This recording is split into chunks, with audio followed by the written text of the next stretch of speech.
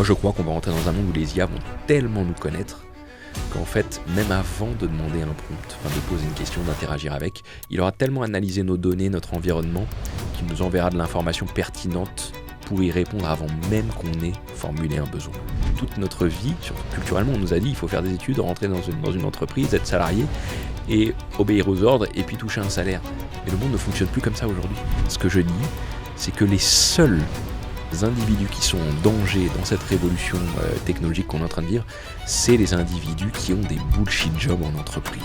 Les entreprises qui ne mettent pas d'IA, elles sont mortes face à celles qui en mettent, pareil, parce que tout est transactionnel et tout est marché. Et la vraie question, encore une fois, c'est quelle va être la valeur ajoutée de l'humain lorsque l'IA va tout faire? Et moi, je pense qu'elle va tout faire. Stéphane Mallard est l'un des plus grands experts français sur l'intelligence artificielle. Il est réputé pour ses analyses tranchantes. Passionné d'informatique dès l'enfance, il s'intéresse très tôt aux algorithmes et commence à coder à l'âge de 12 ans. Après avoir évolué en conseil et en banque d'investissement, Stéphane se lance dans des conférences où il secoue son audience avec des visions radicales sur l'IA. Son livre Disruption devient rapidement un best-seller, prédisant des phénomènes comme ChatGPT 5 ans avant leur apparition. Aujourd'hui, avec près de 1000 conférences à travers le monde, il persiste et signe « L'IA va tous nous mettre au chômage ». C'est aussi une chance unique de réinventer radicalement notre société. Un épisode passionnant sur l'impact de l'IA dans notre quotidien.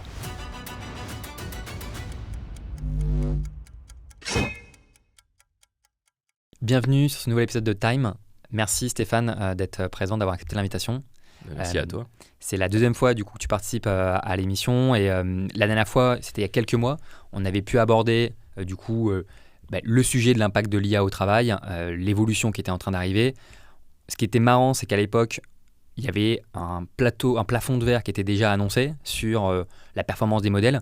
Toi, tu expliquais qu'en fait, ça allait tomber les problèmes au fur et à mesure qui pouvaient limiter le niveau de performance.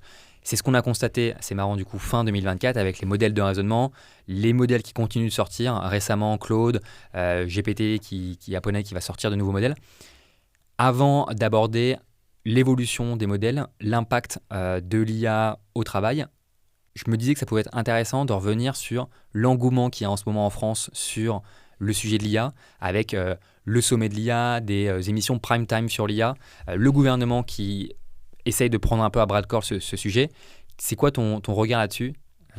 Il y a plein de choses à dire. Déjà sur le gouvernement, l'État de manière générale qui essaie de s'emparer du sujet. Alors moi je suis très libéral, donc je considère que c'est une énorme connerie. C'est pas à l'État ni au gouvernement de faire quoi que ce soit. En tant que libéral, je considère que la seule chose que l'État a à faire, c'est rien faire. Ne touchez pas à la réglementation et surtout mettez le moins de fiscalité possible. Et le marché, et c'est pas un gros mot de dire le marché c'est nous avec nos interactions, notre travail, tout ce qu'on fait. C'est le marché qui règle des problèmes. Laissez faire les entrepreneurs et ça va très bien se passer. Donc tout cet engouement sur l'IA, c'est très bien, ça fait de la pub, mais en réalité, c'est pas les gouvernements ni les États qui s'occupent de tout ça, c'est les gens comme nous, c'est les gens qui sont dans les labos de recherche et c'est les startups. Ouais. Justement, sur les startups, il y a Mistral qui continue de faire parler d'elle, qui continue de sortir des modèles vraiment qui aussi arrivent à concurrencer des modèles comme OpenAI, des modèles propriétaires comme Anthropic. Comment tu vois cette Mistral au sein des acteurs contre aussi les géants tech? Est-ce que tu penses que Mistral peut se faire une place dans le monde, en Europe? Alors, et moi j'ai un avis d'économiste là-dessus très simple, c'est que la critique qu'on fait souvent, c'est de dire en gros Mistral c'est trop petit, la France c'est trop petit, donc ils n'arriveront jamais à rattraper les Américains. Donc déjà c'est pas forcément vrai, puisqu'on voit qu'il y a des modèles qui sont capables de rattraper rapidement, que c'est un peu les géants de l'IA aujourd'hui, c'est un peu des colosses au pied d'argile, ils sont disruptables assez facilement. Il y a des gens qui disent que ce retard sur l'entraînement, sur la taille des modèles, il sera jamais rattrapable, mais c'est pas très grave. Pourquoi ? Parce que, imagine demain, tu as un leader mondial, 2 leaders mondiaux, je sais pas moi, OpenAI et peut-être le concurrent chinois ou autre. En fait, ce que ça veut dire, c'est que tu as de la place pour des gens derrière comme Mistral, qui seront peut-être pas les meilleurs au monde, mais qui vont du coup vendre leurs services à des entreprises qui n'ont peut-être pas payé pour avoir les modèles les meilleurs au monde. En fait, ce qu'on oublie, c'est qu'en économie, il y a des gammes. Tu n'as pas forcément besoin d'être le numéro 1, le leader, pour exister. Après, tu as les gens qui disent non. Sur l'IA, c'est différent parce que le leader, celui qui atteindra l'AGI, l'intelligence artificielle générale, il tuera tous les autres et de toute manière, tout le monde n'utilisera que cet AGI. C'est possible, c'est une possibilité. Moi, je ne crois pas que ça sera le cas. Mais tu as aussi le fait de dire, en réalité, quand on va converger vers les GI, tous les autres modèles, dont Mistral, mais aussi tous les autres, vont aussi converger vers les GI, et en fait, ça va devenir un non-sujet. Ce sera tellement facile et accessible, l'IA, les GI dans la poche de tout le monde, qu'en fait, on aura commoditisé l'intelligence, et en fait, la valeur, elle viendra d'autre chose. Elle viendra des usages, elle viendra de ce qu'on va construire avec. Mais la question, c'est vraiment, est-ce qu'on arrive à créer un seul leader et ensuite il a une hégémonie et c'est le seul que tout le monde utilise, ou est-ce que tout le monde finit par converger sur le même modèle, ou au contraire, est-ce que tu as différentes gammes et chacun paye en fonction de la qualité de la gamme. Ce que je crois sur Mistral, c'est que, pour connaître bien l'environnement français, c'est qu'ils vont chercher à développer un modèle qu'ils vont vendre aux grands groupes et à toutes les boîtes de notre écosystème français, et qui vont essayer de faire tourner ça de manière utile pour créer suffisamment de valeur, et puis utiliser l'argument surtout de la souveraineté. Moi, j'y crois pas du tout à cet argument de la souveraineté. Je pense que moi, je me fous de la souveraineté. Je préfère la performance à la souveraineté de très très loin. Je veux dire, c'est un algo qui te permet de te soigner, que ce soit souverain ou que ce soit d'un autre pays, normalement, ça doit pas être un sujet. Donc, je pense qu'à court terme, ils vont faire du business là-dessus. Et je te dis, à long terme, je sais pas trop à quoi ça va ressembler, parce que quand on arrivera vers les GI, on peut plus rien dire. On sait pas du tout à quoi ça va ressembler. Ouais. Mais du coup, en fait, ce que l'on peut voir, c'est que c'est peut-être pas forcément une course à la performance, que si tout le monde va pointer vers l'AGI et un niveau de performance le plus élevé, et que la différenciation des modèles va se faire peut-être par d'autres paramètres. Ouais, puis surtout sur la qualité, c'est-à-dire que même si on a un modèle qui n'est pas forcément le meilleur au monde, bah peut-être que ton modèle, il suffit largement pour automatiser des process dans un grand groupe à la défense, ou pour améliorer l'expérience client. Enfin bref, tu peux avoir des modèles qui ne seront pas les meilleurs au monde, qui seront moins chers, mais qui seront largement suffisants. C'est ce que je disais sur mon argument en économie, il y a des gammes de produits. Il y a du très haut de gamme, du moyen de gamme, du low cost. Et ben, je pense qu'on va assister à cette différenciation sur les modèles d'IA. Mais ma thèse quand même, c'est qu'à long terme, tous les modèles vont se commoditiser, le prix va chuter massivement, et ça risque de nous faire entrer dans une espèce d'ère d'abondance où en fait le coût de production de tout sera quasiment nul. Et du coup, il va falloir se différencier sur d'autres choses. L'IA va devenir une commodité parce que l'intelligence deviendra une commodité, ce que j'avais expliqué dans mon livre en 2018 et ce que je dis depuis 10 ans. Eh ben, on est peut-être en train d'y arriver. Là, on est juste simplement, on a un espèce de focus sur cette course, cette extrême compétition entre ces acteurs, mais ça devrait se structurer assez rapidement, je te dis, vers différentes gammes, et chacun choisira la gamme qui lui plaît en fait. Ouais, très, très intéressant. Et après, moi, et je pense qu'il y en a pas mal de personnes qui peuvent se poser la question, c'est que en Europe, on voit qu'il y a une réglementation qui est en train de se mettre en place pour protéger aussi du coup les consommateurs, que ce soit particuliers ou des entreprises, qui vont utiliser ces modèles ou même qui vont utiliser des outils IA en général. On peut accuser parfois un retard, même pas parfois, mais par exemple, Apple Intelligence n'est pas encore disponible en France sur les appareils d'Apple. Comment tu vois cette réglementation européenne? Parce qu'il y en a certains qui peuvent voir ça comme une safe zone un petit peu, où on va peut-être pas avoir, par exemple, du contenu IA partout sur nos plateformes, qui aura un contrôle un peu plus fort, qui va permettre d'être plus confortable en tant qu'utilisateur ou en tant qu'entreprise. Alors là aussi, en tant que libéral, moi je suis extrêmement choqué de cette surréglementation, surencadrement, mais après c'est notre culture d'Européens. Moi je ne sais plus si j'avais dit ça dans ton podcast la dernière fois, mais j'estime que les Européens, ce sont des brillants trouillards. C'est-à-dire qu'ils ont des gros niveaux d'éducation, des super diplômes, mais ils prennent aucun risque. En France, chez nous, ça se traduit par le principe de précaution. Et avec cette trouille, on ne fait plus rien. Alors je suis désolé de dire des banalités, ça a déjà été dit un petit peu partout, mais les Américains innovent, nous on réglemente. Mais du coup, ça veut dire qu'en fait, en termes de valeur ajoutée, on récupère pas grand-chose. On va récupérer des miettes. Et donc moi, ce que je préférerais, c'est qu'on supprime toutes les réglementations. Vraiment. Qu'on libère massivement tout ce qu'on peut faire sur l'IA, sur l'innovation. Enfin bref, qu'on n'est plus du tout d'encadrement réglementaire. Mais ensuite, qu'on se protège avec des assurances. Là, les assureurs, ils ont un rôle immense à jouer. On a des zones d'incertitude. C'est à eux de mettre un prix sur ces risques, sur ces nouveaux risques qui vont émerger. Parce qu'il y a plein de débordements possibles. Ouais. Avec l'IA, tu parles de safe zone, de pouvoir l'utiliser confortablement. Mais en fait, je pense que la meilleure manière d'être confortable, c'est d'être assuré avec quelqu'un dont c'est le métier, un professionnel. Ce sont les assureurs. Donc, libéralisons. Protégeons-nous avec des assurances et arrêtons de réglementer. Et puis surtout, c'est l'un de mes thèmes aussi favoris, c'est que comme on n'est pas capable de produire de l'innovation, de la valeur ajoutée sur ces sujets, eh ben on crée énormément de jobs dans ces institutions européennes qui ne créent aucune valeur. Ça occupe des gens, mais en fait ça entrave la création de valeur dans nos pays. Ah, intéressant, ouais. Là, on parlait, à un moment, je mentionnais le Apple Intelligence, par exemple, et d'autres technos qui ne sont pas encore arrivés en Europe. Bon, je doute qu'il va y avoir plus de Alors, liberté ça dans le n'arrivera marché. pas. Je le souhaite, mais ça n'arrivera pas, tu as raison. Mais par contre, le constat, c'est que l'IA nous impacte de plus en plus. Les outils qu'on utilise, les applications qu'on utilise sont maintenant boostés à l'IA ou sont une couche applicative. AI first. C'est ça, exactement, d'IA. Ça, on voit que l'IA est de plus en plus présente. C'est aussi en lien avec l'amélioration des modèles.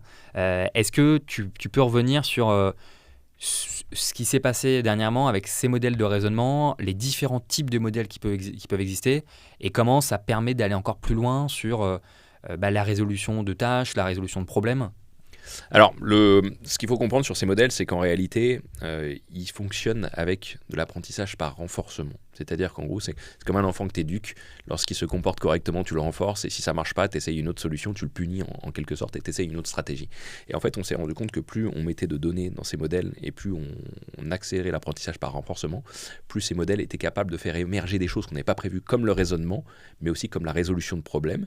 Et puis des choses comme la capacité à décomposer des objectifs complexes en toutes petites tâches et à les travailler les unes après les autres. Alors, soit tout seul, soit avec des agents intelligents, chacun qui va s'attaquer à une tâche et ensuite il se coordonne. Mais l'idée générale, c'est de dire qu'en réalité, alors ça c'est une de mes thèses depuis toujours, c'est que le raisonnement, c'est un algorithme. L'intelligence, de manière générale, c'est un algorithme ou un paquet d'algorithmes. Et qu'en réalité, plus on utilise cette technique d'apprentissage par essai et erreur, plus on est capable de faire émerger des capacités à résoudre des problèmes qu'on imaginait insolubles ou beaucoup trop complexes pour être faits par des machines. Et du coup, la thèse sous-jacente à ça, c'est de dire, mais en réalité, plus on va monter le nombre de paramètres de ces modèles, plus on va les hybrider. Alors, parfois, on essaie d'hybrider un peu ces modèles en les faisant copier d'autres modèles, en les faisant, en fine-tunant d'abord certaines variables plutôt que d'autres. Enfin, il y a plein de techniques. Plus on découvre des manières de craquer des problèmes. Et ce que je crois, c'est qu'on va utiliser ces modèles pour créer de nouveaux modèles complètement hybrides, peut-être même incompréhensibles, qui vont nous amener sur toujours plus d'intelligence, toujours plus de raisonnement, et surtout cette ambition de craquer les problèmes les plus complexes de l'humanité. Je pense qu'en réalité, on a découvert qu'on avait craqué l'intelligence, et on est juste en train de laisser faire les machines. Et c'est elles qui vont nous montrer comment on déroule toute cette capacité à raisonner pour craquer tous ces problèmes. Ouais, et ça en fait, c'est vrai que cette hybridité un peu dont tu parles, là, il y a le nouveau modèle de Claude qui est sorti, qui a justement cette hybridité, cette capacité à soit faire appel à un modèle qui est plus rapide, qui va faire un peu preuve de moins de raisonnement, et ou un modèle qui va faire preuve de raisonnement. Ouais, c'est comme chez les humains. Tout le monde a lu, je pense, Système 1, Système 2 de Kahneman, qui explique que parfois on a des raisonnements longs, complexes, qui consomment beaucoup d'énergie, et puis d'autres, la plupart du temps, qui sont très rapides, qui sont des heuristiques. En réalité, la plupart des humains, ils utilisent que des heuristiques parce que ça va beaucoup plus vite et c'est pratique. Mais on a une concurrence aussi dans nos algorithmes d'intelligence à nous, entre notre manière de raisonner ou pas. Parfois, c'est de l'intuition, parfois on prend le temps, etc. En fait, on va retrouver ça dans les machines. La seule différence, c'est que, je crois que j'avais déjà dit ça la dernière fois, mais nous les humains, on est fait pour prendre des décisions rapides mais suffisantes pour survivre. Donc en gros, on n'a pas besoin de beaucoup d'intelligence. Et moi, l'une de mes thèses, c'est que les humains sont peu intelligents. On peut le mesurer assez facilement. Mais tu as besoin de prendre des décisions rapides qui te font survivre, quitte à avoir des faux positifs. Il vaut mieux que tu te trompes, par exemple, sur l'identification d'un lion, mais si tu t'es trompé et que tu t'es sauvé, au moins tu as sauvé ta peau.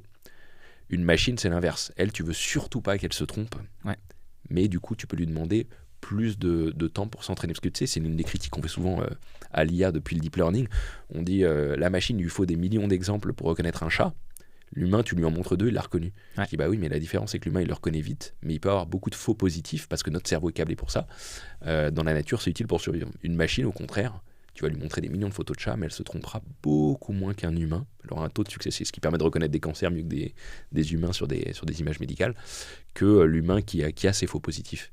Et ben en fait, je pense qu'on va hybrider à la fois, on va hybrider les deux. Le côté rapide des humains qui suffit pour prendre des décisions de qualité à un instant T, mais aussi des modèles extrêmement complexes de raisonnement long, tous les modèles de recherche, d'analyse, de raisonnement profond, qui vont nous aider à craquer les problèmes les plus complexes de l'humanité. Ceux qui vont demander vraiment du temps de CPU et qui vont te dire demain, bah tiens, pour résoudre ce problème, il me faut potentiellement 2 ans de compute, ou celui-ci, il me faut peut-être 2 mois, et tu paieras pour ça, quoi.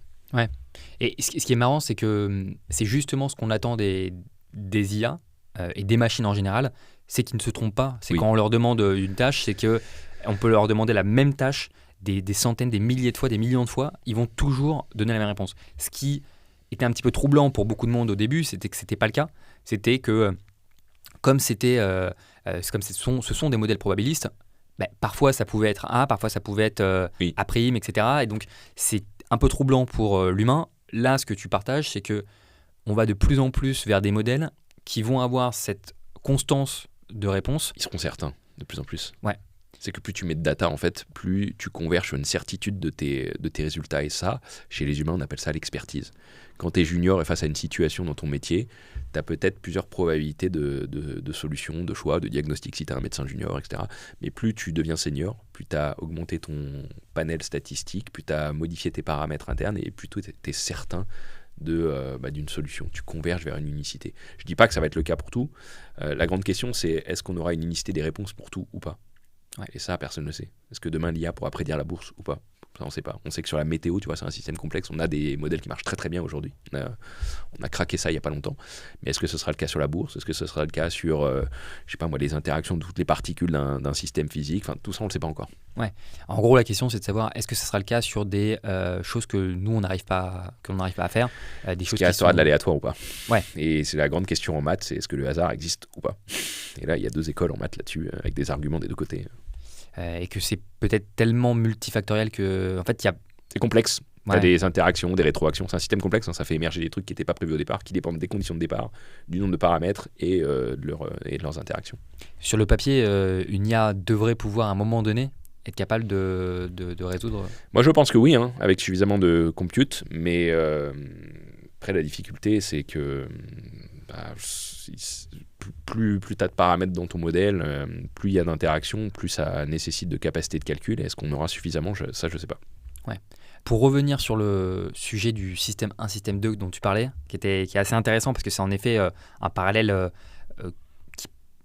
qui permet de comprendre facilement les modèles qui sont plus rapides, donc le système 1 et le système 2 où on met plus de temps. Ouais. Même nous, c'est le 1+1 où on va utiliser notre système 1, le système 2, si on nous pose une question plus technique ou même juste une opération de calcul mental plus technique, où on va devoir prendre notre temps, vérifier les résultats, etc.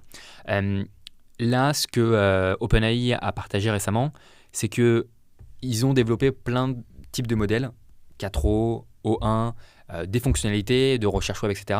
et qui vont agréger tout ça sous un seul modèle qui va prendre la décision de faire appel à tel modèle et à telle fonctionnalité, à tel outil, etc. Là, par rapport à juste un monde système 1, système 2, ce qu'il pourrait y avoir, en fait, c'est en dessous de chaque système 1 et chaque système 2, encore d'autres sous-systèmes qui seront plus adaptés à résoudre telle et telle situation. Ouais, comme le cerveau humain. Okay. Quand je dis qu'on est des paquets d'algorithmes, c'est qu'on a probablement...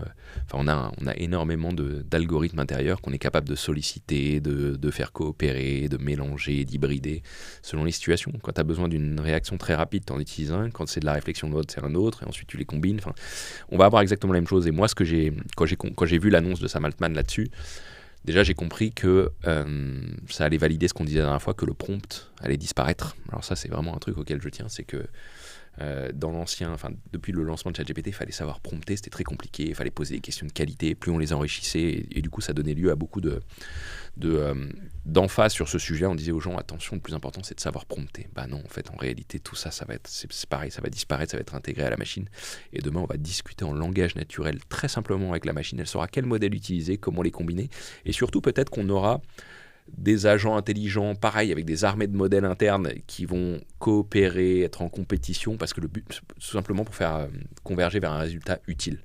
Et donc toute cette cuisine intérieure, on la verra plus. Nous, on aura juste l'interface, l'interaction humaine qui va comprendre de plus en plus ce qu'on veut dire et qui même, j'avais été jusque-là, nous orientera vers quelque chose qu'on n'avait pas du tout anticipé ou imaginé. On utilisera l'IA pour lui poser une question, s'intéresser à un sujet, et elle nous dira non, en fait, c'est pas ça que tu veux savoir, c'est plutôt ça, et d'ailleurs, la réponse, c'est plutôt ça. Tu vois, elle va un peu comme des parents qui le savent avec leurs enfants, mais là, on va faire ça sur un niveau expert sur tous les humains, quoi.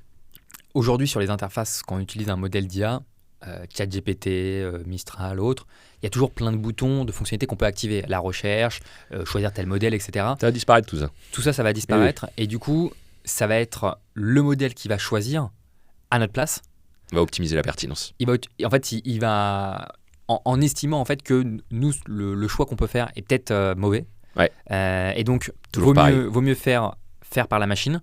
Et qu'en termes de prompt, il y aura peut-être plus besoin du coup de bien structurer le prompt. Lui, il y a un modèle qui va restructurer la demande en une demande. Il va reprompter en interne. Ouais. Absolument. Mais par contre, en fait, mine de rien, le prompt, c'est aussi un effort que, en tant qu'humain, on doit faire pour mettre à plat notre problème, bien expliquer, donner le contexte, la situation. Et les humains savent pas faire ça. Mais ça reste pas non plus inutile dans le futur si on fait juste une demande. Il va falloir quand même qu'on explicite pas mal. Je pense pas. Non. Moi, je suis persuadé que... Alors déjà, bon, je me fais pas des amis quand je dis ça, mais les humains sont incapables de prompter. C'est prompter, c'est déjà un truc qu'on faisait à l'école quand on faisait des dissertations. Ça s'appelait poser la problématique. Quand tu poses une dissertation et poser la problématique, déjà, tu avais déjà une bonne note parce que c'était le plus difficile, poser la bonne question. Et ça, tu as 99% des gens qui sont incapables de le faire. Alors, tu peux leur apprendre, leur donner des cheat sheets. Tu as plein de techniques que tu peux aller voir sur Google pour te dire, voilà, pour un prompt, tu commences par ça, ça, ça. Tu te mets dans la peau d'un personnage, tu donnes du contexte. Tout ça, ça va disparaître parce que ça va être internalisé, comme tu le disais. Mais surtout, moi, je crois qu'on va rentrer dans un monde où les IA vont tellement nous connaître qu'en fait, même avant de demander un prompt, enfin de poser une question, d'interagir avec, il aura tellement analysé nos données, notre environnement, qu'il nous enverra de l'information pertinente pour y répondre avant même qu'on ait formulé un besoin. Moi, ce que je dis depuis 10 ans dans mes conférences, c'est que les humains sont extrêmement prévisibles. On a plein de données là-dessus. Et du coup, quand tu sors ton smartphone, on sait quasiment ce que tu vas faire avec. Quand tu vas rédiger un mail, on sait quasiment ce que tu vas dire en fonction de la personne, du contexte, de l'heure, de ce qui a été dit avant, etc. Et donc, on est tellement prévisible qu'en réalité, on va rentrer dans un monde où les interactions vont être de plus en plus automatisées. On aura fluidifié. Ni besoin, voilà, fluidifié, automatisé et anticipé, qu'on n'aura même plus besoin de rédiger des prompts. L'information viendra à nous sans prompt. Je suis persuadé de ça. Parce qu'en fait, tout va être prompt. C'est-à-dire qu'elle va écouter peut-être tes conversations au téléphone avec quelqu'un, et puis elle va anticiper que juste après cette conversation, tu vas avoir besoin de faire telle ou telle action sur ton smartphone, tes applis, etc. Et donc, elle l'aura anticipé. Et donc, en fait, ça veut dire que ta conversation avant, ça devient un prompt. Tu viens nourrir en input ton modèle et il te donne un output, quelque chose de pertinent. Ça va être, tu es dans tel endroit et en fonction de ta position GPS et de ce que tu vas faire, ça va t'apporter exactement l'information dont tu as besoin. J'en sais rien, moi, t'arrives chez quelqu'un et en fait, t'as besoin du code. Bah, en fait, t'as même pas besoin d'aller le chercher dans une appli. Tu sors ton smartphone et il dit, tiens, je suppose qu'il te faut le code. Tu vois, c'est des trucs qui vont être banals au début, mais qui vont être de plus en plus complexes. C'est-à-dire que, je sais pas, moi, ça te trouvera ton prochain job le temps qu'on aura encore du travail, ton partenaire, ça te suggérera quelles études faire, à quoi te former. Enfin, on va entrer dans un monde où vraiment... ce qu'on appelle prompt, c'est vraiment un cas particulier aujourd'hui, mais tout va servir de prompt à nourrir les IA pour qu'elles nous renvoient de l'information pertinente sur tous les sujets sans exception. Ça me fait penser à un peu une sorte... parfois, on fait le parallèle de l'IA à un autocomplete. C'est-à-dire que autocomplete, on tape sur notre téléphone, c'est exactement ça. Je suis, et on a une suggestion en retard, par exemple. Oui.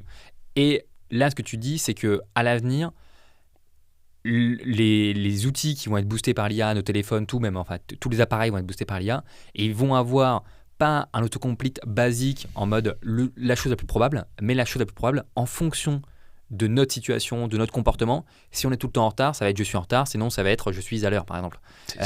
Et donc, c'est que tout va être autocomplete. Ce que toi t'appelles autocomplete, c'est un cas particulier. Tu rentres un peu de texte et ça te suggère la suite, mais là, imagine que n'importe quel type de données, là on parlait du texte, mais ça peut être du son, je te dis, une conversation que tu as au téléphone avec quelqu'un, ça peut être un déplacement GPS, ça peut être ce que tu es en train de regarder sur Internet. Et en fait, toute cette input de data, on peut même les mélanger, les hybrider, et toute cette input va nourrir des modèles en permanence en temps réel qui vont tourner et qui vont dire l'autocomplete de référence de ces modèles très très forts, très très puissants avec plein de paramètres. C'est que mon utilisateur, parce qu'on aura des assistants qui vont faire ça, il a besoin de ça dans ce contexte, il a besoin de ça dans ce contexte. Et puis l'étape d'après, c'est qu'il a besoin de ça, ensuite de ça. Donc, tu vois, tout va servir de prompt, tout va servir d'input pour nourrir ces modèles et qui nous feed en permanence de pertinence. Le but, en fait, c'est de libérer notre temps pour que ces algorithmes, en gros, travaillent à notre place en arrière-plan et nous amènent de la pertinence sur tout ce qu'on fait dans notre vie.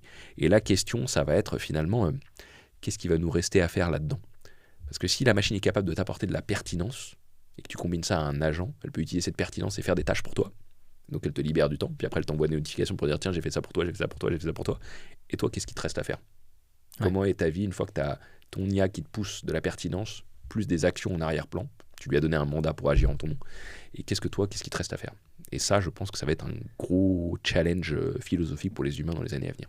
Ouais, et juste avant d'aborder peut-être ce sujet-là, ce qui est intéressant du coup sur ce dont on parlait, l'autocomplete personnalisé, la prise en compte de nos comportements, des informations. Là actuellement, il y a un gros challenge, c'est que les modèles d'IA, ils n'ont pas trop cette fonctionnalité de mémoire, un petit peu. C'est ça qui peut parfois nous frustrer. Et on a ce sentiment, moi quand je parle avec beaucoup de personnes qui utilisent les modèles d'IA et ChatGPT, ils ont le sentiment qu'ils sont en train d'entraîner le modèle.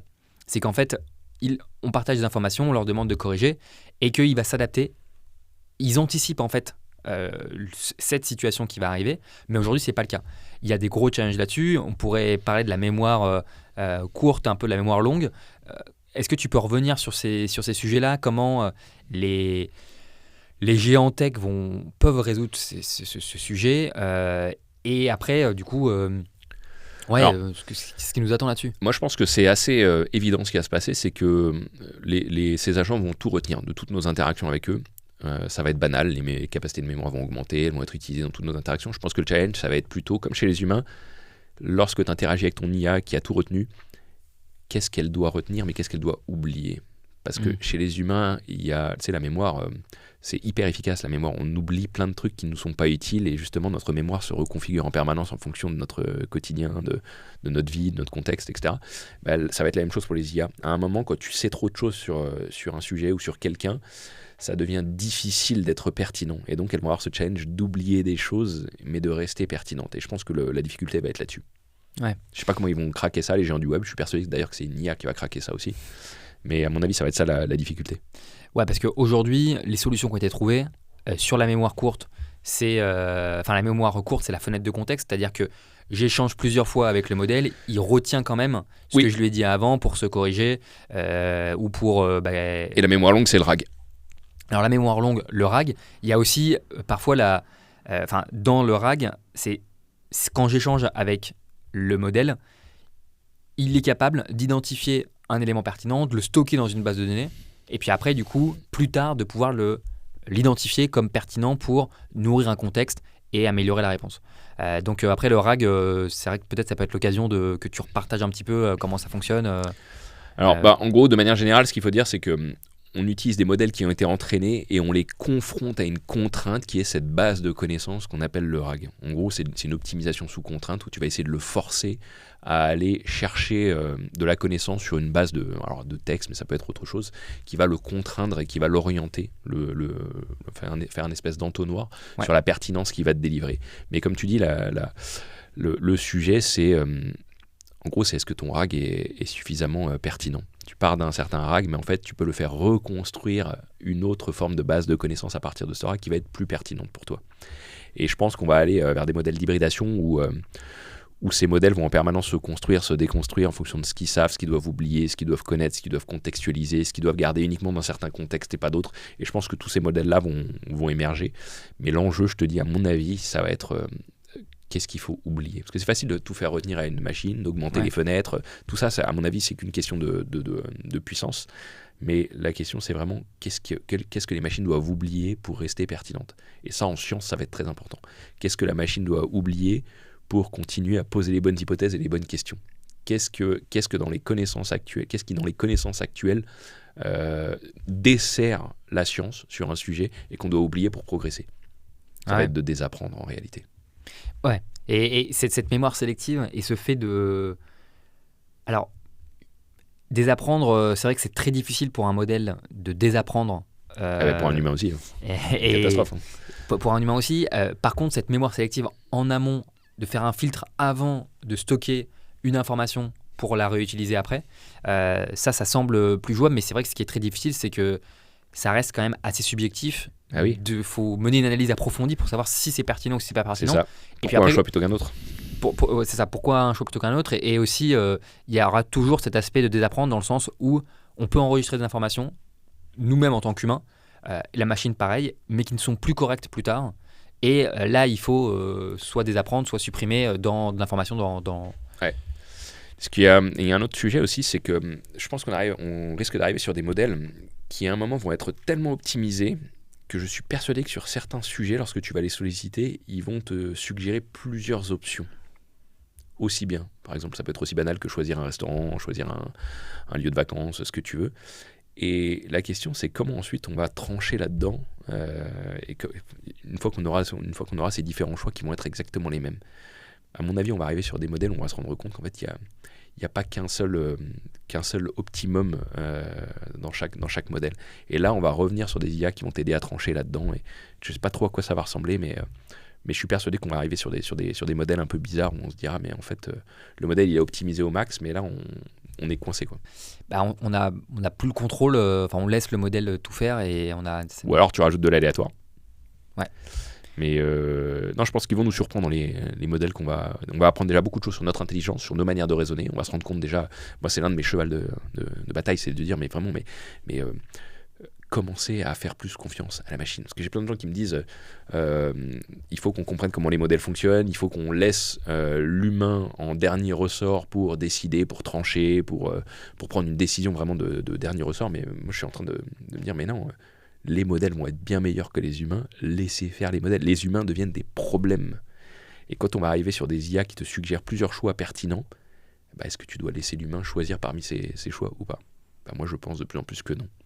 Ouais. Et ce qui est marrant là-dessus, c'est que ce qu'il faut aussi avoir en tête, c'est que les géants tech ou même ceux qui du coup nous partagent les modèles, il y a cette boîte noire où en fait quand il y a un input, ils savent pas vraiment comment ça fonctionne exactement pour générer le mot le plus probable, le mot suivant le plus probable.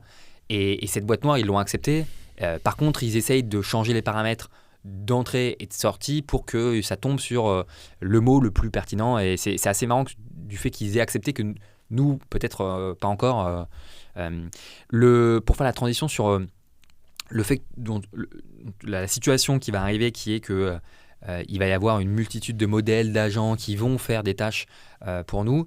Ça va forcément impacter notre travail, notre quotidien.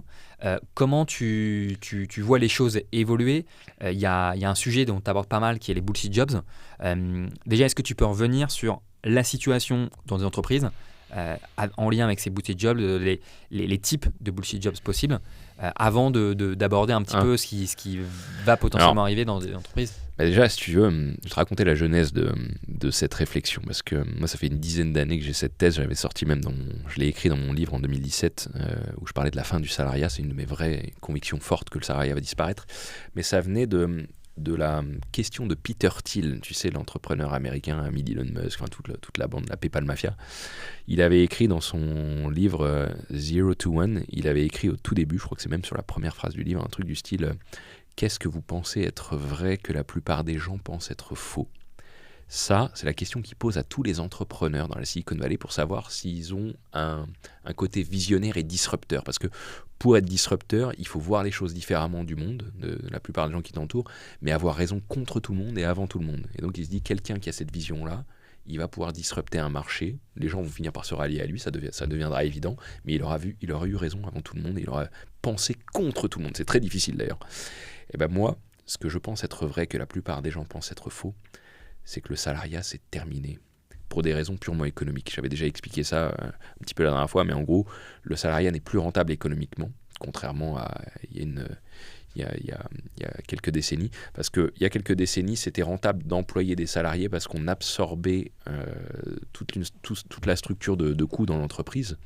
Mais aujourd'hui, chaque salarié peut récupérer une partie de ses coûts fixes de l'entreprise dans sa rémunération. En gros, il peut vendre plus cher et récupérer la marge qu'avant l'entreprise était obligée d'avoir pour faire tourner tous ses frais de structure. Ça, c'est quelque chose qu'on est en train de voir dans tous les secteurs. On a vu ça avec les programmeurs, mais on est en train de voir ça dans tous les secteurs. Et du coup, les gens les plus compétents, ceux qui jouent le jeu, ceux qui ont une vraie valeur ajoutée dans leur travail, ils ont intérêt à sortir du salariat. Ça, c'est un sujet qui est extrêmement difficile à entendre pour plein de gens. Parce que toute notre vie, surtout culturellement, on nous a dit il faut faire des études, rentrer dans une entreprise, être salarié et obéir aux ordres et puis toucher un salaire. Mais le monde ne fonctionne plus comme ça aujourd'hui. Et moi, ma conviction à la Peter Thiel, qui est contre tout le monde, c'est de dire qu'en fait, le salariat, c'est terminé. Et tous les gens qui ont une valeur ajoutée peuvent s'en sortir et très bien s'en sortir aujourd'hui avec les outils technologiques, avec les plateformes d'indépendants, et ils sont confrontés directement au marché. Ce que les gens ont vraiment du mal à comprendre quand j'explique ça, parce que c'est une thèse que je développe en entreprise, je dis qui est extrêmement tabou parce que ça remet en cause toutes les certitudes des gens. C'est que, en fait, quand tu travailles, tu vends ta valeur ajoutée. Dans un cas, tu la vends à une entreprise, à un patron, et il marge sur toi. Dans un autre cas, tu la vends sur le marché à des clients. Mais c'est la même que tu vends. La différence, c'est que tu peux empocher plus en indépendant, parce que tu récupères cette marge, que quand tu es dans l'entreprise. C'est la seule différence, c'est juste contractuel, et c'est juste une histoire de coût fixe qu'on est capable de récupérer. Ouais. C'est juste de l'économie. Et ça, on le voit aujourd'hui, tu as plein de gens extrêmement compétents qui se mettent à leur compte, qui sortent du salariat, peu importe le secteur, et pour qui ça marche extrêmement bien. Mais en fait, ils vendent toujours la même valeur ajoutée, c'est juste qu'ils contractualisent différemment. Ils sont plus heureux, plus épanouis, parce que, aussi culturellement, il faut le dire, les grandes structures sont devenues complètement absurdes, il y a énormément de process, de bureaucratie, d'enjeux politiques, ça ne fonctionne plus, en fait, les grandes structures. Et ça, si tu veux, c'est l'une de mes thèses les plus difficiles à faire passer, mais je pense que je suis en train d'avoir raison, parce que les chiffres montrent la montée en puissance des travailleurs indépendants, l'absurdité du travail, il y a énormément de gens qui s'expriment là-dessus aujourd'hui, mais ça reste encore un immense tabou.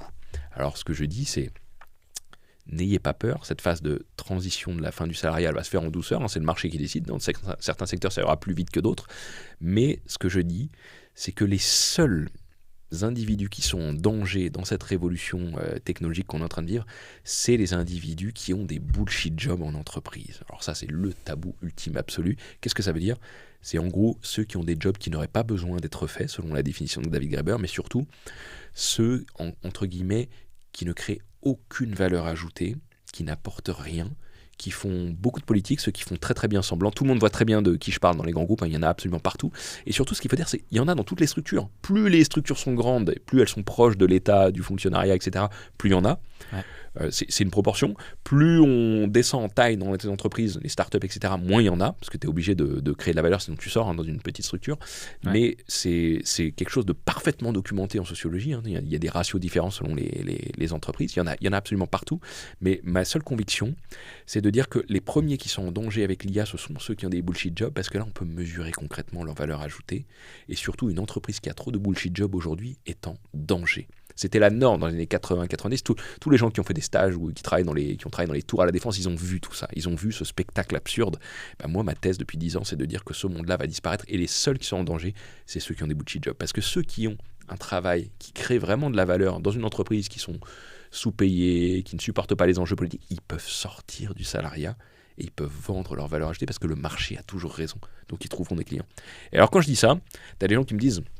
Ça, c'est l'argument superficiel classique, c'est oui, mais tout le monde n'est pas fait pour être à son compte, pour être entrepreneur, il y a des gens qui ont peur, etc. Je dis ok, mais dans ce cas-là, ça veut dire qu'il y a un marché pour ça.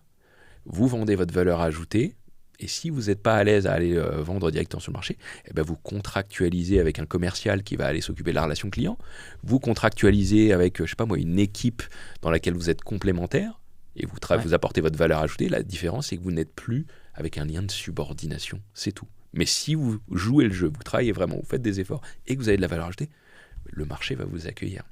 Ouais.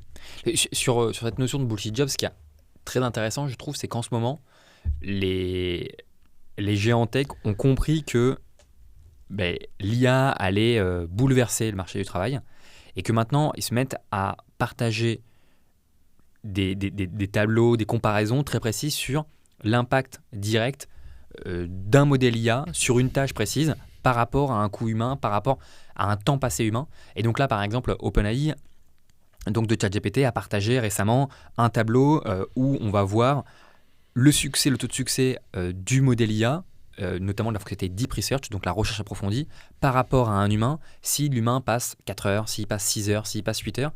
Et donc, de plus en plus, on explicite le fait que l'IA, pour quelques centimes, va être capable de réaliser des tâches humaines qui prennent des heures.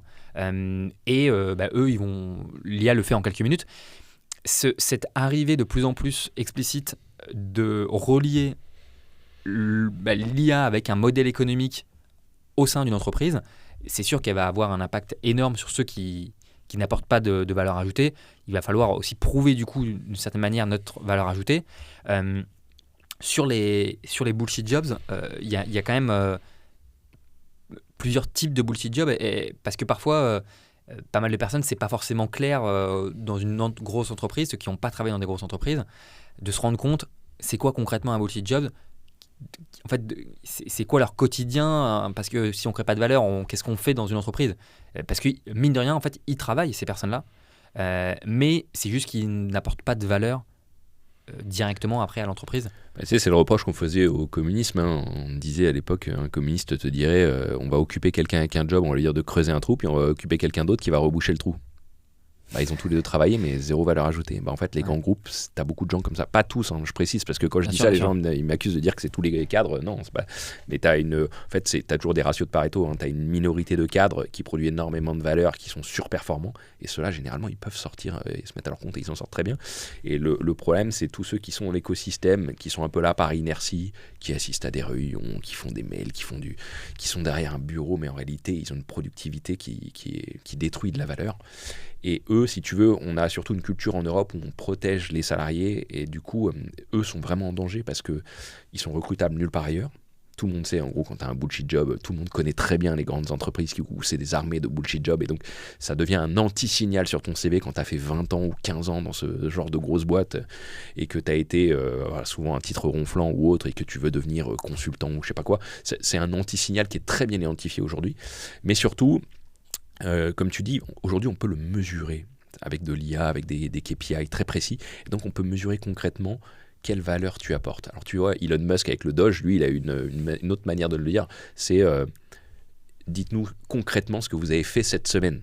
Déjà c'est factuel. Ouais. Et après, tu peux subjectivement décider si ça crée de la valeur ou le mesurer avec un algo, mais on commence à pouvoir mesurer ça de manière précise. Et ce que je dis tout simplement, c'est que lorsque tu crées de la valeur, le marché, il paye pour ça. La meilleure manière de mesurer la valeur, c'est quand le marché met un prix en fonction de ce que tu délivres. C'est le seul moyen de le faire. Et dans l'ancien monde, ce prix, il était délivré par l'employeur, mais il ne savait pas grosso modo combien tu produisais. Et quand l'entreprise était suffisamment grosse, ça se diluait assez, on ne le voyait pas très bien. Là, ce que je dis, c'est qu'avec la concurrence mondiale et l'arrivée de tous ces modèles extrêmement puissants, ça va tellement monter la pression pour que chacun crée de la valeur, qu'en fait, les premiers qui vont être identifiés comme non créateurs de valeur, ça va être ces gens qui ont des bullshit jobs. Et deuxièmement, alors ça c'est le tabou absolu aussi sur l'IA en ce moment, c'est que ça va être les gens qui avaient énormément de valeur dans le monde d'hier, mais qui ne vont pas vouloir lâcher leur prestige, leur statut social. Exemple, là, il y a une panique totale en ce moment avec l'IA là-dessus. Tu vois, je ne sais pas si tu as vu passer ces études des cabinets de conseil. Moi, je dirais que c'est plutôt de la propagande que des études qui disent « Ah, on s'est rendu compte qu'en fait, l'IA ne va pas remplacer les seniors, les consultants seniors ou les partenaires, mais plutôt les juniors, les débutants, les stagiaires. » Évidemment, ils ne vont pas dire l'inverse. L'IA, elle s'attaque directement à la seniorité d'un consultant, à son expertise. Elle va même beaucoup plus loin. Mais comme le consultant senior est payé extrêmement cher, il a un statut social, ils ne vont pas dire ça. Ils vont dire, nous, c'est juste une première couche qui va être automatisée, augmentée, comme ils disent, parce qu'ils préfèrent dire augmentée que automatisée. Mais en réalité, c'est beaucoup plus avantageux de se débarrasser d'un consultant senior qui coûte très très cher à l'heure, en jour homme, que des juniors qui sont pas chers et qui font plein de tâches dans leur quotidien qui peuvent avoir de la valeur, qui peuvent rapporter du business. Mais il ne faut surtout pas le dire. Il ne faut surtout pas dire que c'est le senior. En fait, tu sais, je vais te raconter une anecdote. Moi, je faisais même une conférence. Je donnais une conférence au Palais des Congrès au mois de décembre pour une grande entreprise. Et il y avait une directrice de Microsoft. Microsoft, c'est une boîte que j'adore. Je suis même en toute transparence actionnaire. J'adore ce qu'ils font et j'y crois beaucoup. Et cette directrice disait, pour te dire à quel point ils sont en panique, l'IA ne va pas remplacer les tâches à haute valeur ajoutée, elle va automatiser les tâches à faible valeur ajoutée pour que vous, en tant qu'humain, vous puissiez aller sur la haute valeur ajoutée. Mais alors, je ne pouvais pas lui répondre parce que c'était pas un débat, mais j'ai envie de dire, mais c'est exactement l'inverse, vous n'avez rien compris. Automatiser les tâches à faible valeur ajoutée, c'est l'informatique traditionnelle. Là, on va sur les tâches à haute valeur ajoutée. Donc, c'est les cols blancs les plus chers payés qui vont sauter dans les entreprises. Et ça, ce tabou-là, il est en train de sauter. Hein. Dans la tech, on commence à dire, on remplace des postes de management par des IA qui prennent de meilleures décisions que les managers. Demain, on aura des IA dans des COMEX qui vont être beaucoup plus pertinentes que des board members. Tu sais, les board members qui viennent juste assister et qui sont payés pour un jeton de présence, juste pour écouter, dire des banalités. Tout ça, ça va sauter. Ouais. Et en fait, du coup, il y a 2 points que tu abordes. Sur le premier point, sur le fait que aujourd'hui et demain, on va de plus en plus avoir besoin de justifier la valeur qu'on apporte à une entreprise parce que en fait, on va être dans un monde qui est encore plus concurrentiel qu'avant, et notamment de l'IA. Et ensuite, là, le deuxième point que tu as abordé, c'est que en effet, parfois, on a le sentiment que c'est que les tâches à faible valeur ajoutée parce que c'est aussi ce qui est partagé, pas mal. Mais quand on voit, par exemple, là, on a un petit peu avant partagé la fonctionnalité de Deep Research, de recherche approfondie, où en fait, on est capable de générer un rapport qui est très avancé sur un sujet. Ça prend des heures et ça va mélanger à la fois une personne qui peut être avancée dans un cabinet de conseil, donc un senior, avec peut-être d'autres typologies de profils, mais peut-être plus junior. Mais en tout cas, il y a en effet ce point à garder en tête, qu'il y a une automatisation des tâches à haute valeur ajoutée aussi. Ouais. Et sur la communication de ces acteurs, mais je t'assure qu'il y a une panique totale en ce moment, parce que les gens se rendent bien compte, ceux qui jouent avec ces outils, qu'en fait, ils deviennent intelligents, ils deviennent puissants, et donc c'est la haute partie de la valeur ajoutée des entreprises aujourd'hui qui va sauter. Et en termes de communication, ils font des pieds et des mains en ce moment pour dire « mais non, l'IA ne va pas remplacer l'humain au travail, elle va remplacer celui qui ne l'utilise pas ». Mais ça, c'est de la démagogie totale. Tu sais, même Xavier Niel, il a dit ça, j'en revenais pas. Je me disais, mais soit il n'a pas compris le sujet, ce que je crois pas, parce qu'il est très smart, et moi je suis un énorme fan, et donc je sais qu'il a bien compris, mais les gens ont tellement peur qu'ils essaient de propager la propagande inverse pour pas faire peur aux gens, alors qu'en réalité, tout le monde va l'utiliser, l'IA. C'est pas... ce que je te dis, beaucoup disent l'IA va pas vous remplacer, mais celui qui l'utilise pas sera remplacé par celui qui l'utilise. Mais tout le monde a utilisé. C'est comme... il y a déjà de l'IA dans Google, il y en a déjà partout. Ce sera dans tout, dans l'électronique, dans les logiciels, il y en aura partout. Les seuls qui doivent faire quelque chose aujourd'hui, c'est les créateurs de logiciels ou d'agents pour mettre ces algorithmes partout. Mais en tant qu'utilisateur, on va l'utiliser malgré nous, quoi qu'il arrive. Donc tout le monde sera au même niveau en réalité. La différence, ça va se faire sur autre chose. Et les gens sont absolument terrifiés. Je vais te dire, quand j'interviens en entreprise, moi, je fais pas de démagogie. Je dis aux gens, l'IA va nous remplacer, mais rassurez-vous, déjà, il y a une période de transition, c'est pas pour demain, on a quand même le temps de voir venir. Et puis surtout, c'est une bonne nouvelle de remplacer notre job. L'IA va créer de la valeur que les humains sont incapables de créer, donc c'est bien. Mais soyons honnêtes, disons la vérité aux gens. Moi, j'ai plein d'entreprises qui me disent, s'il vous plaît, ne dites pas que ça va automatiser des jobs. Mais les COMEX, c'est exactement ce qu'ils veulent. Les actionnaires, c'est exactement ce qu'ils veulent. C'est créer de la valeur. Et tu as plein de startups aujourd'hui. Alors, ça commence par les startups parce que c'est plus simple. Ça commence dans certains grands groupes en Asie. J'ai vu DBS, la banque de Singapour, qui a dit on va automatiser 4000 jobs avec de l'IA. Tu te rends compte ? D'un seul coup. C'est pas de la destruction créatrice de Schumpeter, c'est de la destruction nette d'emploi. C'est de la création nette de valeur, mais avec de la destruction nette d'emploi. On va arriver sur les modèles que j'évoquais la dernière fois, c'est-à-dire des entreprises avec très peu de people, vraiment de moins en moins de salariés et de plus en plus de technologie. Parce que du capital, qu'il soit humain ou technologique, c'est du capital. Parce que ce qu'elle veut, une entreprise, c'est du capital efficace. Mais le capital efficace, il est en train de se déployer dans la tech. C'est plus intelligent que les humains. Et donc, ça va être absolument génial. On va résoudre plein de problèmes, on va créer plein de valeurs, mais soyons honnêtes et disons la vérité aux gens. C'est pas en disant aux gens, on va pas automatiser votre job, qu'on va les rassurer.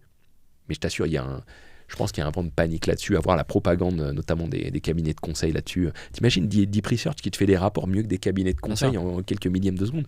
C'est quoi la valeur ajoutée d'un consultant ? Déjà que tu as un assistant intelligent dans la poche qui raisonne mieux qu'un consultant, qui coûte rien, c'est une commodité, c'est pas cher. Et maintenant, tu as un truc qui fait des rapports, mais il n'y a plus de business model du tout pour les consultants, c'est terminé. La question à se poser aussi, c'est du coup, en tant que salarié, en tant que travailleur, même au global, parce que ça peut être aussi entrepreneur, c'est quoi les compétences à développer ? Qu'est-ce qui va compter dans le monde de demain ? Qu'est-ce que je peux anticiper pour pouvoir me retrouver dans une situation où, en effet, je peux continuer de proposer mon expertise, d'apporter de la valeur à des entreprises ? Qu'est-ce qui va compter ? Alors, pour répondre à ça, il faut vraiment raisonner comme un économiste. C'est-à-dire que tu as une temporalité. Tu as du court terme, du moyen terme, du long terme, du très long terme. Le jour où on atteint l'intelligence artificielle générale, la machine sait tout faire, voire ensuite la super intelligence quand elle devient consciente, là il n'y a plus rien à faire, le travail humain disparaît, et encore une fois c'est une bonne nouvelle, il faut se réorganiser autrement, et moi je pense que l'IA va trouver les réponses à ces solutions.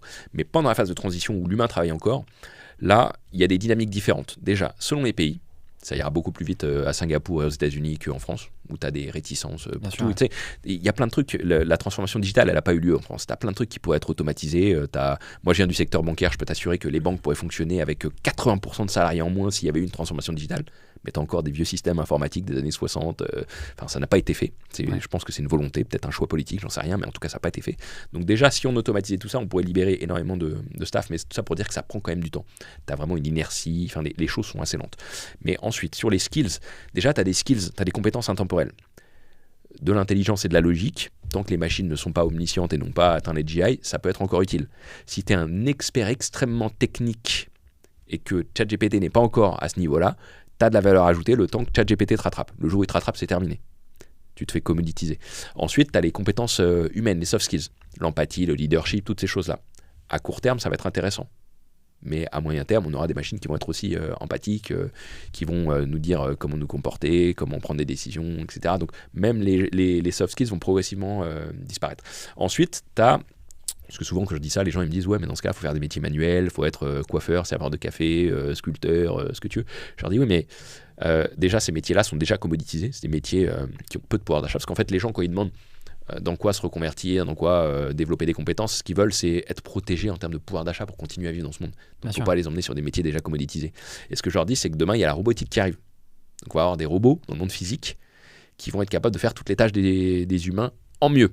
Dans la construction, dans le nettoyage, ménage, coiffeur, tout ce que tu veux. Ça prendra plus de temps parce qu'entraîner des robots, c'est vu que tu es dans le monde physique, ton apprentissage par essai-erreur, il est plus long, il est plus complexe, tes erreurs te coûtent plus cher, etc. Donc ça viendra, mais ce sera un petit peu plus long. Donc tu as une phase de transition où les métiers humains, manuels, physiques ont encore de la valeur. Mais à un moment donné, ton plombier, ce sera un robot, ton coiffeur, ce sera un robot. Enfin, tout ça, c'est assez évident. Et puis, je pense que dans cette phase de transition, tu as un truc qui reste utile chez les humains, qui donne confiance et qui fait que les gens ont envie de travailler avec toi, c'est la culture générale. C'est ce qu'a dit mon ami Laurent Alexandre dans une interview récemment, je pense qu'il a raison. Et c'est d'ailleurs, lui, il citait le général de Gaulle, il disait en fait le plus important c'est la culture générale. Parce que quand tu as de la culture générale, c'est que tu sais relier plein de sujets différents. Et surtout, ça te donne un temps d'avance sur le déroulement des événements. Parce que généralement, les événements qui se déroulent autour de nous, ils se sont déjà passés plein de fois. Et quand tu as de la culture, que ce soit dans des romans, de l'histoire, tu peux faire des liens entre les choses et tu sais à l'avance les probabilités de comment ça va se dérouler. Et donc, je pense que ça, c'est extrêmement utile. Donc, tu vois, j'irai sur tous ces sujets-là. Et ensuite, ce que je dirais, c'est ça n'est pas parce que la machine fait des trucs bien mieux que nous, en termes d'expertise, d'intelligence, de raisonnement, que ça doit nous contraindre à ne plus le faire et ne plus faire d'efforts nous-mêmes. Exemple, c'est pas parce que le pilote automatique de l'avion pilote l'avion mieux qu'un humain qu'un pilote humain doit arrêter d'apprendre à piloter un avion. Ouais. Ne serait-ce que pour l'effort intellectuel, pour le plaisir, pour le risque aussi. Le fait d'avoir de la connaissance dans des cerveaux humains, ça peut toujours être utile plutôt que de tout donner à des machines. Mais c'est vrai qu'à un moment donné, on aura de l'expertise, mais la machine en aura une bien supérieure et nous dépassera sur tout. Ouais. Ça va être une vraie blessure narcissique. Hein. Tu sais, ça je l'explique dans tous les secteurs, mais je suis étonné de voir à quel point, j'avais écrit ça dans mon livre d'ailleurs, les gens croient que ça touche les autres, mais jamais eux, quoi. La disruption, j'avais dit, c'est toujours les autres.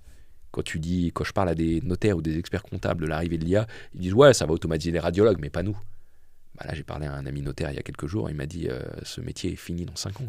Parce que les IA sont capables de rédiger des actes, enfin vraiment des droits de qualité extrêmement précises, puissantes, mieux que des humains. Ouais. Et donc ça, encore une fois, c'est de l'économie. Les gens, ils ont du mal à comprendre, mais c'est quoi la valeur ajoutée d'un notaire? C'est-à-dire combien tu vas le payer si toute la partie expertise a été faite par un algorithme qui est une commodité. Tu vois, les gens ont du mal à comprendre ça. C'est vraiment une question d'économie. C'est une fois que tu as commoditisé une grosse partie de la valeur ajoutée, ce qui fait que tu payes très cher un service, tu l'as commoditisé, qu'est-ce qui reste à payer? Ça, les gens ont beaucoup de mal à saisir cette notion.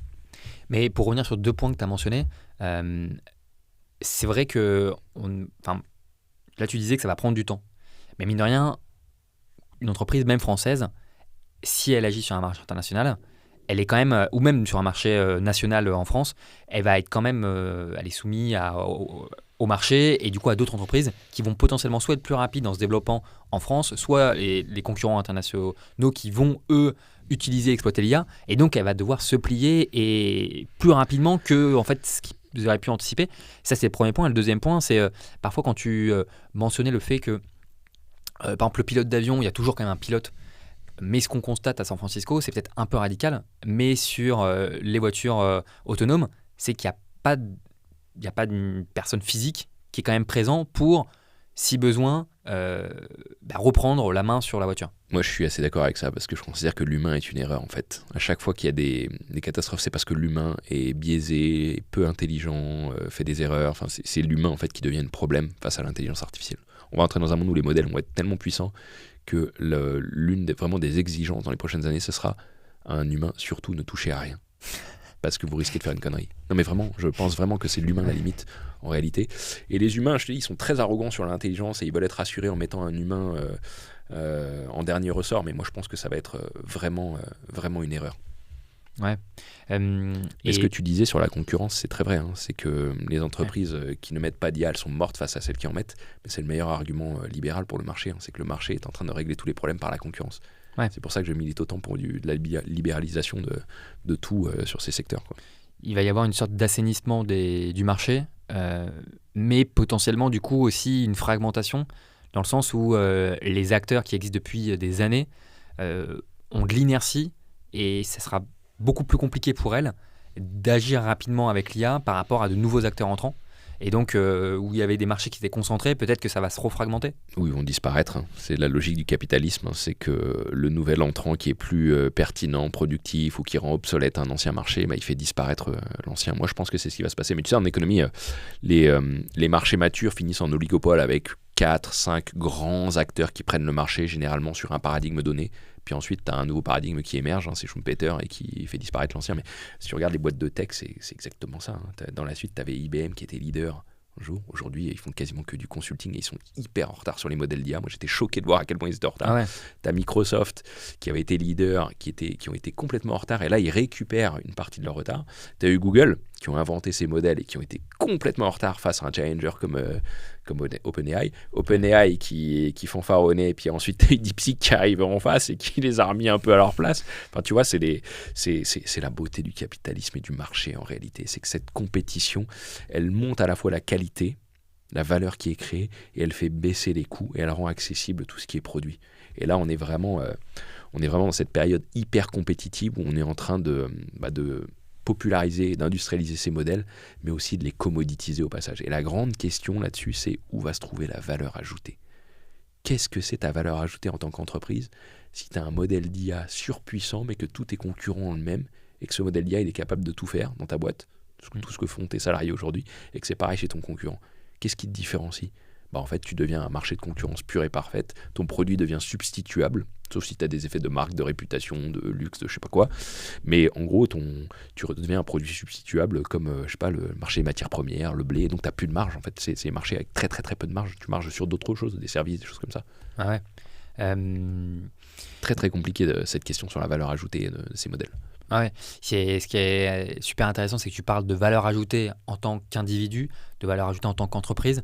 Il y a toujours, du coup, il va y avoir de plus en plus cette logique de différenciation dans un monde qui, comme un peu sur le contenu, comment se différencier. Pareil pour l'entreprise, pareil pour un individu quand le marché est en concurrence hyper intéressant. Tout est marché, hein, tu sais. Les gens détestent quand je dis ça, mais tu vas toujours chercher, tu dois toujours proposer de la valeur à ton environnement et tu vas toujours en chercher, et tout est transactionnel. Hein. Même, je dis ça souvent, mais même dans un couple, hein, je veux dire, quand tu vas chercher un partenaire, tu vas chercher des moments de qualité, de la protection des ressources, des gènes, que sais-je, mais en tout cas, c'est une transaction, puis toi, tu apportes quelque chose et tu en récupères en échange, et ensuite, il y a un deal qui se fait. C'est la même chose dans une entreprise, tu apportes de la valeur, elle te donne quelque chose en échange, que ce soit un salaire, de la formation, ce que tu veux, et le marché, c'est exactement pareil, parce que tout est transactionnel et tout est marché. Et la vraie question, encore une fois, c'est quelle va être la valeur ajoutée de l'humain lorsque l'IA va tout faire ? Et moi, je pense qu'elle va tout faire. Ok, on va finir sur ça. Merci Stéphane, c'était super intéressant comme d'habitude. Ça fait longtemps que tu parles de sujet, que tu maîtrises. Ça fait il y a 7 ans, 8 ans, tu avais commencé à parler des assistants agents IA. Donc c'est trop cool d'avoir ton expertise, ce retour d'expérience depuis des années sur l'évolution de l'IA. Merci encore de ta présence. Merci de m'avoir invité.